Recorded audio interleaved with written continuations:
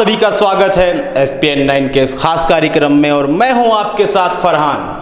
Corona से लगातार जंग जारी है, राज्य सरकारें भी निकलकर सामने आ रही है, केंद्र सरकार की नीतियों का एक इंतजार किया जा रहा है। कल वीडियो कॉन्फ्रेंसिंग भी हुई नरेंद्र मोदी के साथ, उनकी कैबिनेट भी थी, अन्य राज्यों के मुख्यमंत्री भी मौजूद थे कि आखिर कोरोना से निजात कैसे पाई जाए। मौजूदा समय की यदि हम बात करें तो कुछ AC की ट्रेनें चलाई गई थी जिसमें शायद कहीं ना कहीं पूंजीपति वर्ग ही सफ़र कर सकता था। गरीबों के लिए थोड़ा सा मुश्किल वक्त है यह कि आखिर वह ट्रेनों में सफ़र कैसे कर सकेंगे, आखिर वह उस टिकट को कैसे जुटा पाएंगे जब उनके पास खाने के लिए ना ही राशन है और ना ही जेब में पैसे हैं कि अपनी जीविका को सुचारू रूप से चला सकें।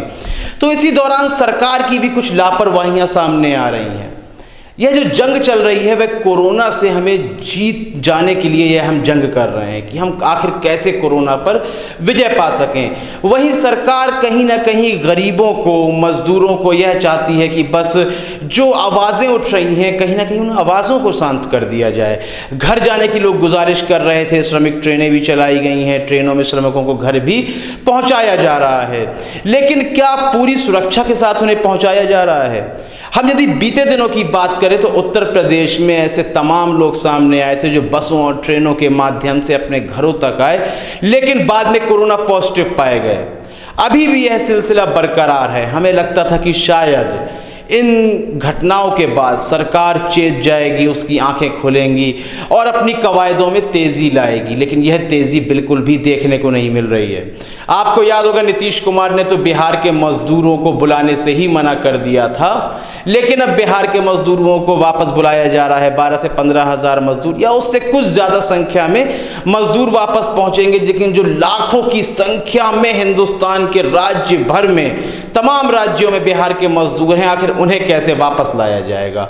हम बात कर रहे हैं बीते दिन की। बीते दिन बिहार में एक ट्रेन आती है, काफ़ी मजदूर आते हैं, मजदूरों से भरी हुई ट्रेन थी, लेकिन उस भीड़ में उन मजदूरों की तादाद में 150 मजदूर ऐसे सामने आते हैं जो कोरोना पॉजिटिव पाए गए हैं। हम पहले भी इन बातों की निंदा कर रहे थे कि आप एक बार चेकअप कर लीजिए। उन 150 लोगों की वजह से पता नहीं कितने लोगों को आप क्वारंटाइन करेंगे, फिर एक खर्चा बढ़ेगा।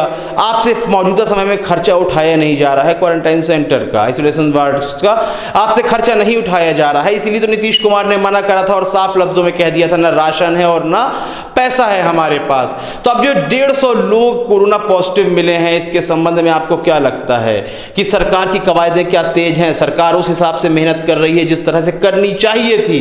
और आपकी क्या राय है, आखिर किस तरह सरकार को कार्य करना चाहिए?